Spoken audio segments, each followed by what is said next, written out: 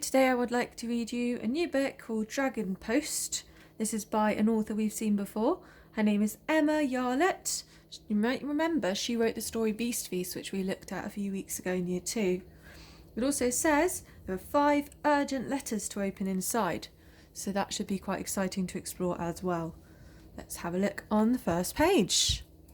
Ooh. One day I found a dragon, so I must be this little boy. I hoped it would stay. I'd always wanted a dragon, but this little dragon looked like it might set fire to the house. So I did the obvious thing. I wonder what you would do. What is the obvious thing? I wrote to the fire brigade. They would know what to do. Does he look very sure? Let's have a look and see. Finally, I got a letter back. I dried it off and I opened it up. Urgent. It says Alex, 28 Draco Way, Beaconwood, B87URN. Looks like a letter from the fire brigade. Let's have a look. The fire brigade, H.R.Y. Drunt, chief firefighter at 999 Furnace Hill, Beaconswood. It says urgent. Dear Alex, goodness me, a baby dragon in your house? Crikey, it must be lost. As well as being really scary, dragons are a serious fire hazard, especially young dragons. If you have to keep it, and I really think you should not, then make sure it is moist at all times. You never know when it might erupt into flames. Golly, just thinking about it is bringing me out in a sweat. Hang on. Phew, I just had to dunk myself in a bucket of cold water to calm down. I suggest you do the same with the dragon. Douse it in water right away. Yours frightfully, Henry Drunt. P.S. Crikey. So this fireman sounds like he's a bit scared. Maybe if he's had to cover himself in water, he's worried about being burst into flames. Also, there's something here. Being moist, that means it's keeping it damp and wet. Let's have a look and see what happens next. Does he follow the advice or not? Ah, look, we can see him there. So I did as I was told. The dragon loved it. I could tell. Do you think the dragon loves it?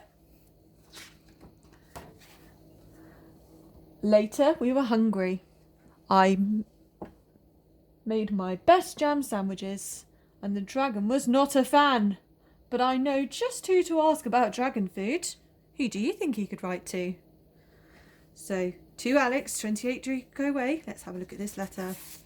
He got a speedy reply. Dear Alex, your dragon sounds delicious. I bet it would taste marvellous with potatoes, peas and carrots. I'm not surprised your dragon didn't like the jam sandwiches. Dragons eat meat. Lots of meat. Because your dragon is so young and it will still have a lot of growing to do, you should fatten it up with some juicy meat. Please find our latest meaty offers on the back of this letter. I wonder if I could meet your dragon at your earliest convenience. Perhaps I could have your dragon over for dinner. I suppose you could come too if you have to. My tummy is already rumbling. Looking forward to meeting your dragon. All the very best, Mr. Angus Teak. And there are some instructions here. Nice to meet you, butchers. Maybe an advertisement of all the things that he does. Oh, beef, ham, chicken. Lovely detail there. So what can he make him? Let's have a look. That day, the dragon ate 23 steaks, 10 hams, and half of my umbrella. His thank you roars were very loud. Oh, I think the dragon was very happy. Maybe a bit too loud. I opened the letter very carefully. Contains important documents. It's written to Master Alexander. Dear Master Alexander of Draco Way, we are writing to you as legal representatives for your neighbour, Mrs. Arabelle Smirk. We must complain in the strongest possible terms about the heat, smoke, and most importantly, terrifying roaring coming from your home. Our client is not sure what you are up to, but it must be something very naughty. And whatever it is, she wholeheartedly does not approve. It is so noisy that it's upsetting her rock collection, and making her potted plants sad. Our client does not like this very much. Please take steps to correct this problem as soon as possible. Understand that if you do not, we will be taking further action. Yours legally, Petrodantic and Pernickety of Pedantal and Pernickety Solicitors. Solicitor is a little bit like a lawyer. They're the people who might come to you if there is a problem. Oh dear, what is Alex going to do? We said sorry to next door, and my dragon tried to be quiet, but it's hard when you're growing so big in such a little house. We needed help, professional help. I wrote another letter, and the reply arrived just in time. Oh, it's come via airmail this time. Let's have a look. For the attention of Alex, this is from the World Animal Welfare. Dear Alex, thank you so much for your letter. How exciting to have such a rare and endangered species living with you. Everyone here at World Animal Welfare is very jealous. We hope that your home is large enough to accommodate this young dragon.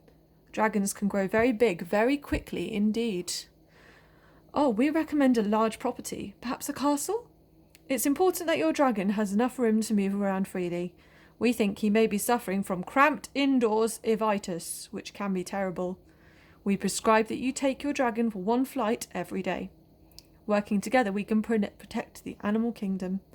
Yours wildly, Bernard East, Director of World Animal Welfare. P.S. Sorry about the bite marks. A tiger has just paid an unexpected visit.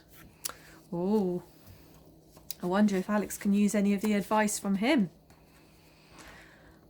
So when the world was fast asleep, we crept outside and soared into the sky.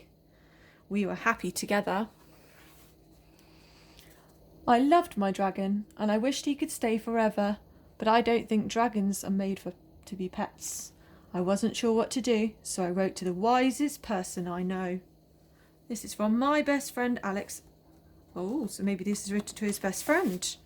Alex's dragon. There's a lovely picture on the front. And a lovely picture here. To Alex. Wow, a dragon? That is so exciting. He sounds the best. Dragons are my favourite after unicorns. Oh dear, it does sound like your dragon is very big and your house is only normal sized. He really can't live with you forever. He needs to find his own place with plenty of room to flop about. If I was a dragon, I would want to be free. Maybe he should live somewhere a bit more like this, in this picture. As much as you love your dragon, it might be time to let him go. Love from your best friend, Hilary. P.S. Give your dragon a pat on the head and an ice bun from me. And there's the ice bun there. Excellent. So this is written maybe from his friend who's a child. If you look at the writing and the pictures, I wonder if he can take any advice from his friend on what he should do. Let's have a look. I showed my dragon the letter and he beamed and he sparkled. We spent a fine all day together. We didn't want to say goodbye, but we knew it was right. So when it said he beamed and he sparkled, do you think he was happy or do you think he was sad? Have a think. I missed my dragon. Oh, it's very dark. It's making me think he's sad. I would never forget him. I hoped he would never forget me. Then look at his umbrella. Then one day I got some post. And it was Dragon Post, signed by a dragon. I hope you enjoyed the story.